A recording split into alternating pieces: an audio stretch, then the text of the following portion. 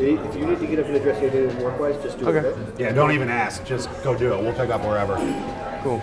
Yeah, totally feel as comfortable as possible. So we're good to go now, Pete? Sounds like it. Let's do one more.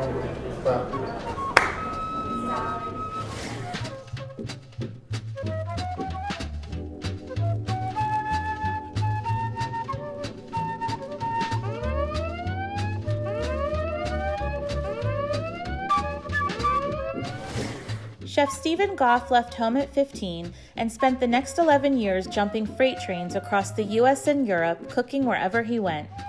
Stranded in Asheville, North Carolina, he got serious and enrolled in the AB Tech culinary program for degrees in both culinary arts and baking and pastry. Chef Steve worked his way up through kitchens and eventually opened his own restaurant, the King James Public House, where he became dedicated to supporting the local community through his food. In early 2018, he opened Ox Bar in Asheville, North Carolina, with his wife and business partner Samantha Goff and partners Chef Mike Moore and Darlene Moore. He also owns the Brine House Food Truck and Mobile Kitchen and is executive chef and co-director of the Blind Pig Supper Club, a social event and experience of the arts founded by local chefs that brings together cooking, artists, musicians, farmers, servers, and bartenders for their events. Steve. Mark, what's up, buddy? Not much, man. Thanks for having us out. Yeah, super stoked to have you guys in the space, the brand new space. Yeah, I was gonna say brand new. So this is your second Monday? Yeah, this is our second Monday lunch. This is our third Monday altogether. But you know, we just added lunch and brunch last week, and that's more meal services, less time in your personal life. Personal life, for sure. Actually, I'm joking because I kind of have one of those at this point. How was brunch? Brunch was great, man. Like we have a pretty prime spot on Lexington right here, so we haven't advertised, and we still had decent sales for a first brunch. You know, was what it was. You feel good about it? I feel good about it. I think we're gonna get crushed, like painfully, brutally crushed here. Your menu once again looks awesome. Hey, thank you, man. So if you guys who don't know, He's got to go. Our guest, yeah, they're getting rid of Lemmy. Sorry, Lemmy. The Lemmy winks. Oh, there you go. I'm gonna tell her, hey, when you get a chance, we'll take that bottle service if you're not busy. Sorry about that. Oh, no worries. I'm a freak about the servers I would come out and touch the tables and make sure, like, it's a pet peeve of mine, chefs that hide in the kitchen, you know, like I come out, shake hands, and get dressed down. But at least I know, you know. Get dressed down? Yeah. You can find champagne? Yeah. Only the finest.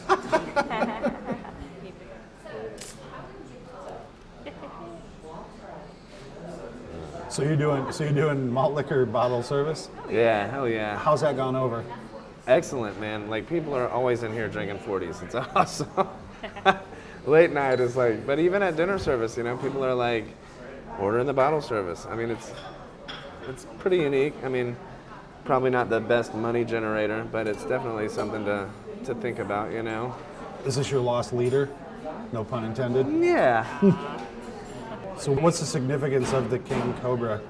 That was the thing I started drinking when I was younger. Like, it's, well, you know, when you're a kid and you got to go get someone to buy you beer, that was the easiest thing to get someone to buy for me. Sure. I mean, we used to drink Old E, and then when I got truly poor, that extra 10 cents for Old English just was unacceptable, you know. So we went down to King Cobra, but it became almost like a cult thing. Yeah, you yeah. know? Like, when I was hopping trains, like, I would travel with some people and they're like, what the fuck, Steve? Why is King Cobra, King Cobra, King Cobra? Everywhere we go, all we get is King Cobra. Can we do something else? I'm like, fuck no. You travel with me, we drink King Cobra. That's just how we roll. That's not your salad. You gotta use the Ruby Sky salad greens. You can save those. Give them to me for my trout. Let's talk about train hopping. Because, I mean, that really kind of hits all of the traveling that you've done. Right. So how old were you when you got on the road? I was 14. 14 when I first left home and started hopping trains. I went to Atlanta first because I grew up in Greenville, South Carolina. And I met this dude and he was like, hey dude, you ever hopped a train? I was like, no, let's try that shit. That sounds awesome. So, And were you already punk rock at this time? oh yeah. Okay, yeah. just I want to make sure. I got into that shit when I was like 12 or 13. Well, I got into just like everyone else of our time. You know, I was into like metal and Ozzy and stuff. And then I had my friends I hung out at the ramp with, and they were like, dude, I found this band, the Sex Pistols. Skateboarding, it's the gateway drug. Right, and we used to always have ramp parties. We'd spend the night under the ramp and, you know, find different bands, and they were like, dude, check out the Sex Pistols. And I was like, I was like, holy shit, this is what I like. This is the exact style of music and life. Like, this is what I want right here. And from then it was like done. And it hasn't really changed outside of, you know, starting cooking. But I mean, cooking, it just mirrors that life so much that it's not even like leaving it, you know? It's just like harming your body in a different way. Like, why would you decide, like, hey, I'm just going to become a rail punk? I was just like, you know what? I'm going to live my life free of any rules. Like, I'm just done with fucking rules. It's bullshit. I'm not fucking with them anymore. So I got in the car and with my friend and went to Atlanta one day. And then we're sitting in Atlanta and somebody's like, hey, you ever hopped a freight train? And I'm like, no. You want to? Yeah, that sounds pretty fucking cool. I mean, it was ridiculously stupid of me at the time. The first one we hopped, I rode in this car with these other homeless people that somehow somebody had given them a car. And we had these two dogs that hated each other and they're fighting. So it's like me, my friend, and these two dogs fighting in between us from a drive from Atlanta to Baton Rouge. And I'm just like, Jesus Christ, these dogs are gonna eat our faces. I've never been to like this part of the South yet at that time, you know? And so from there we hopped a train. The first train I hopped derailed. That's fucking insane. Yeah, no doubt. Trains never fucking derail. So which I guess should have been a sign like, hey, maybe this is some stupid shit to do. Don't do that. So then luckily we sit there for a whole nother day into the next day. Finally, our part that wasn't derailed gets dragged off to Houston, which was good, but then that fucked up all the rail lines. So like you couldn't trust your, like, you know, you can look and be like, that rail line's gonna go this way, because usually rail lines don't go.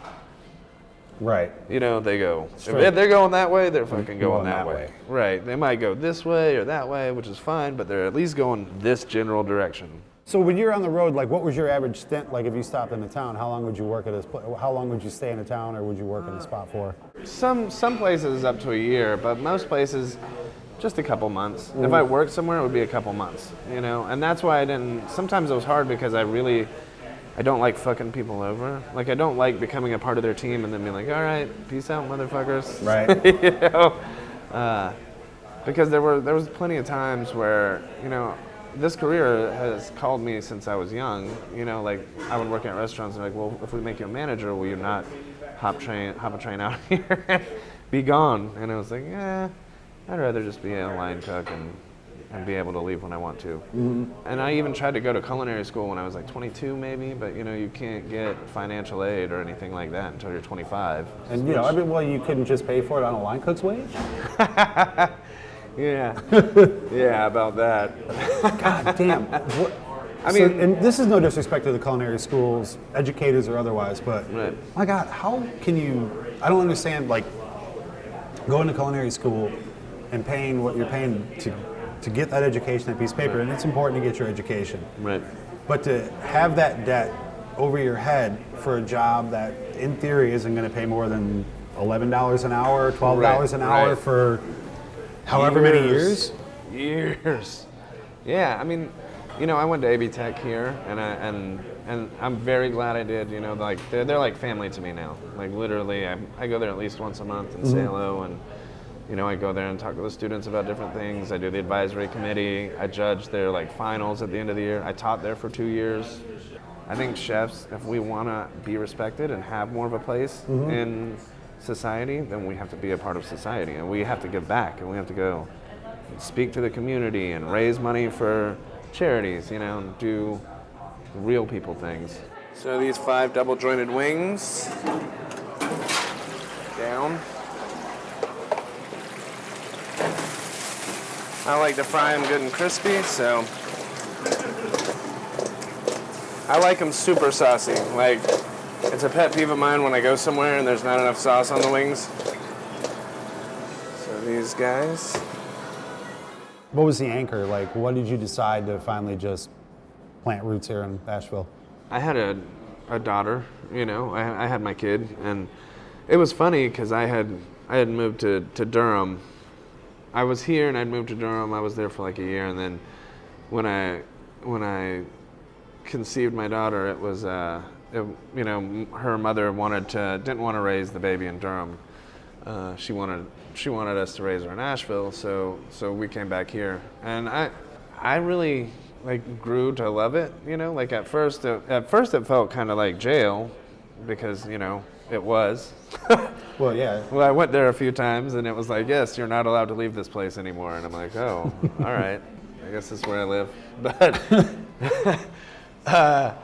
but then it was like, you know, it's just like I grew with the city, and there's just so much, like, you know, anytime even then when I would think about living in Asheville, it's like I couldn't have found a more positive, accepting city to like have gotten stuck in and then fall in love with than Asheville. You know, I mean, it's perfect. It's fate. You know, I mean, in a weird way, I just, you know, I really do. Like, and moving to Raleigh just showed me, like, Asheville is my home. I'd never had a home, really. I mean, New Orleans was my home, but even, like, New Orleans is the only other city I've considered home, you know? But, like, even Greenville, you know, I moved there when I was a kid, and everybody was mean to me because I was from California, so, like, you know, they used to, like, I had, like, you know, 1 or 2 pairs of pants and shit, and so when I had grass stains on my knees, you know, they could tell that I didn't change my pants. Right. And then they also, you know, they're like, land of fruits and nuts, you're from the land of fruits and nuts. And I'm like, you know, because I didn't talk like them. And I didn't even realize until I was like 20. That's what's crazy. I was like 20 years old, and I was like sitting at a bar one day, or I don't know, drinking a beer somewhere, and I was like, because I used to be like, what the fuck does that even mean? And then I was an adult, I'm like, land of fruits and nuts, those motherfuckers. This dish is North Carolina sweet potato filling with house-made ricotta. We make it with North Carolina milk and cream. We got a whey broth going with it, some fried winter herbs. Blind Pig Supper Club and Aux Bar are intertwined. We're way over 100 dinners at this point. Charity dinners, and I think over $100,000 donated to charities. It was a way to give chefs a place to cook what they wanted. You know, like literally, you know, a lot of times you cook a certain thing at your restaurant. For me, at least now, I'm given leeway to cook pretty much whatever I want. But I still keep it within a region. So like if I do a pop-up dinner, then I don't feel bad doing an Asian dish or like using ingredients that aren't from my region. But I beat myself up over that shit all the time. Like if there's something in the kitchen that's not from the South, it just like grates my fucking skull. I don't know, pisses me off to no end. But I haven't found a way to like, you know, I can't can tomatoes all fucking summer, farmers market tomatoes and shit like that. And you just can't have, like, you know, there's certain things. All right, back to the supper club. Sorry. You're fine. The funny thing is, I know it, like as you're sitting here, I'm like, number one, I identify it. Number two, so on top of being this needy, sort of arrogant thing, man, we're like freaking like mice. Yeah. There's so much anxiety inside of a chef, just like balled up. So Blind Pig Supper Club. So you guys 7-ish years. 7-ish years, yeah. And so I started working with them, and I did my first dinner in 2012, I think. And I did probably 5 between then and King James. And then Mike and I really became friends through that and through the fact that I was always doing charity work. Like, it's kind of a running joke that, like, you could count on me being at almost any, if there's a charity event in Nashville happening, you could almost bet money that I would be there with some food for it, you know? And so it just kind of made sense for us to work together more, you know? And then Mike sold his restaurant, I got totally fucked out of mine, and so we just started doing more road work together, and it was a good way to pick up side money, and that was before I got in touch with Scott Crawford at Raleigh and Standard Foods. But so now, when I moved to Raleigh to work with Scott and open the butcher shop, then we brought permanent Blind Pig there to where we had a dinner a month, you know. So then we had a dinner a month in Asheville, a dinner a month in Raleigh, some elsewhere, you know. We went down and cooked for the Hangout Festival in Alabama, like brought a team of 20 and cooked for thousands of people a day, and that was insane. It was like competition dining on crack. Because like we get there and there's just an 18-wheeler and they're like, here's your food, do whatever you want. And we're like, huh, all right. It'll be $2,000 tomorrow. Holy crap. Here's your tent with some equipment under it. Sorry you don't have a kitchen, there's sand everywhere, bye. Here's a shaky card table to dice on. Yeah, but so, and through all those events, we've just gotten to be more and more friends, and, we found this space here. Another person actually from Hangout introduced us to the person that was leasing out this space, and we'd been looking for a home. Like, it's hard and tiring work. Like, it seems awesome to not have a brick and mortar. You're like, oh, I'm free. But it is not awesome because you have to cook at your fucking house or whatever friend's kitchen lets you, and you're in the way, like it just is what it is, So both of us had been like fiending to have another kitchen again. I mean, I have the food truck, and that's a kitchen, but it's a very limited kitchen, and it's like frequently slanted like that, and it's just a hard kitchen to work in. It's just nice to have a kitchen that doesn't roll. Right. Yeah, I envision that being in a food truck kitchen is much more just like being in like a finishing kitchen, not really set for prepping. Like I don't know that I'd want to reduce stocks on your freaking. Oh my God. Well, so I'm a sucker for punishment. So of course, all summer long in Raleigh, I'm like reducing stocks because I'm not fucking throwing away bones. Right. That's fucking bullshit. And I'm not throwing away my trim from, when I clean the silver skin off meats, or I'm such a bum still that like at the commissary, people are like throwing away the trim from their brisket and shit. I'm like, you gonna use that? I can have that? So what are you doing with the silver skin? The silver skin, I take all the silver skin and roast it out, and then I save the fat from that to sear things in or make roux with. And then I put it in my stock because all that good collagen in the silver, like it really does help thicken up the body, But it's just yet another way to I now got fat out of it to sear things in, and then I also got something to fortify my stock with, and it really does like these pork rinds. So I smoke my bones, and I simmer my skin at the same time. So the next day I strain the skin jus off, and the skin jus goes on top of the smoked bones. So I pulled all the collagen out of the skin, and then I lay the skin out and dehydrate it, and then all that collagen stock goes on top of the bones to make the most fortified pork stock ever. Like sometimes at room temp, that shit will be like solid. Yeah. A little bit of that. And I like to take a little boop of my pickle juice.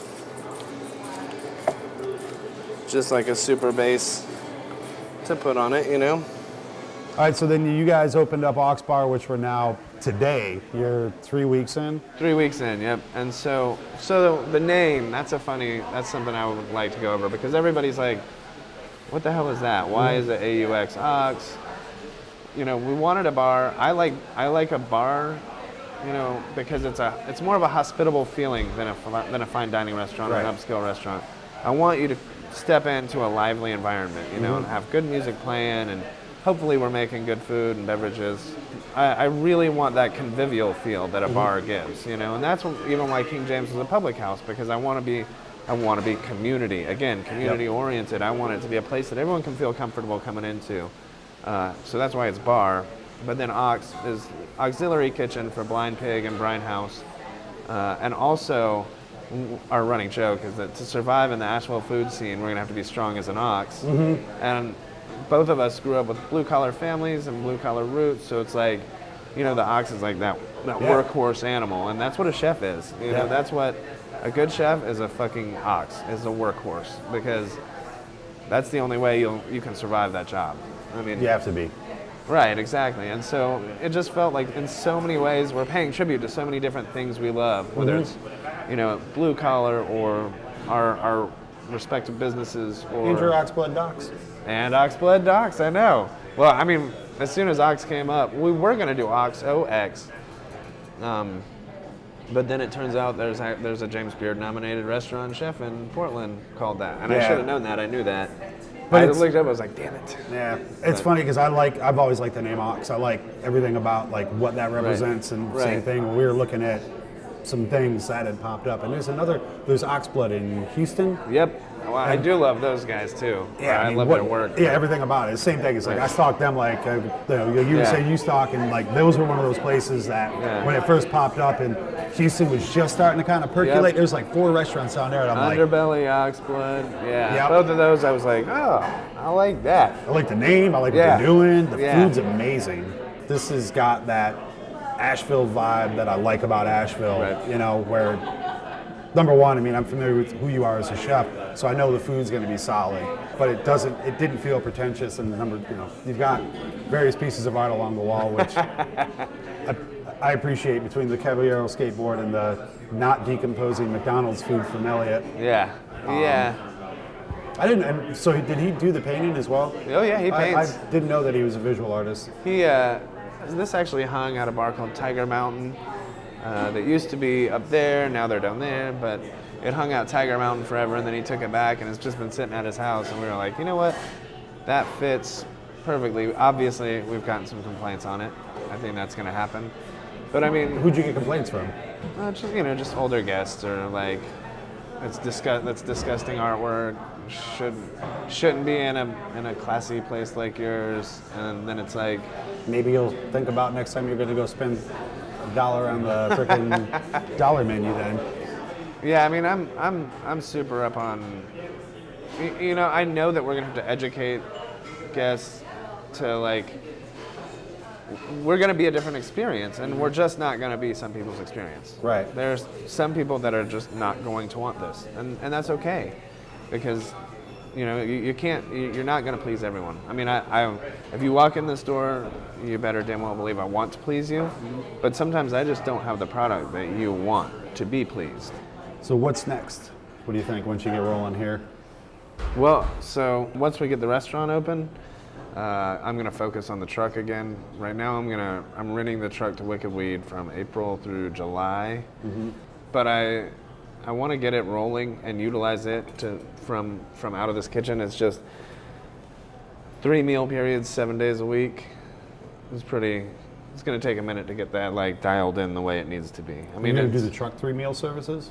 oh hell no! I'm talking about doing 3 meal Yeah. services here. Just transitions are hard, and we don't close between shifts. We stay open. Like I have guests here, or I have my employees working here. Me, the sous chefs were here. Why the fuck would I not sell food? I mean, it's a limited menu, but it's a thing though. Everywhere on my day off or in between meals, I can never get fucking food because I always want to eat between 2 and 5 p.m. Yep. And there's fucking nowhere to do it. Yep. Ever. I've always, like, if we're open, we're open. And we'll pare down the menu where it's like, well, I know I can get this off the dinner menu to them, Right. so that stays, that Right, goes right. on. You just- and definitely have a burger. And pick the few. Burgers always there. Fried chicken, like we do this fried chicken and crumpet that's been both a savior and a pain in my ass for 5 I years. saw you making crumpets on the flat top. Yeah, I yeah, had to go back, like I was scrolling over. I was like, wait, what was that? yeah. Well, I love crumpets, and like I'm a super Anglophile. I mean, like most punk rock kids grew up, obsessed with Britain. Right. I mean, even when I was a kid, it's funny. So I just found out that I'm like 86% British or something. Did you want the accent? Oh yeah, When you were a kid, yeah. Fuck yeah, I Fuck wanted the accent. Who doesn't want that? I want the accent now. We should have done the whole thing that way. That would have been awesome. It's done. Well, anyways, man, I appreciate your time today. Yeah, man. Thank you for having me. Yeah. I always love talking to you guys. Likewise. Thank you. All right, I mean, you want to look at the camera? What do you mean? Well, you should look at the camera and wave. You want to do that? All right.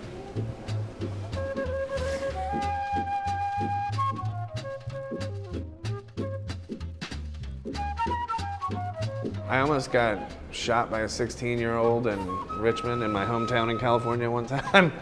But he was like trying to rob us for our sleeping bags. I don't know, must have been some kind of gang initiation or something. I don't know. He comes up and he's like, "What y'all got?" "Sleeping bags." "Let me have that." I'm like, no. he's like, "No, give me that." I'm like, "Really, motherfucker?